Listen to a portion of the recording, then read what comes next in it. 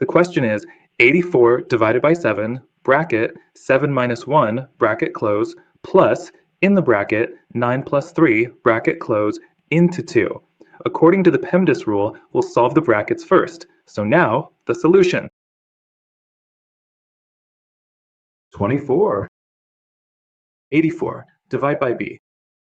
When we solve the bracket, 7 minus 1 becomes 6, plus bracket 9 plus 3, 9 plus 3 times 2.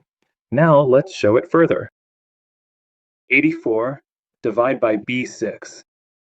Plus, now if we solve this bracket, 9 plus 3 becomes 12. Times 2. Now let's solve further. 84 divide by 36. Plus 12 times 2.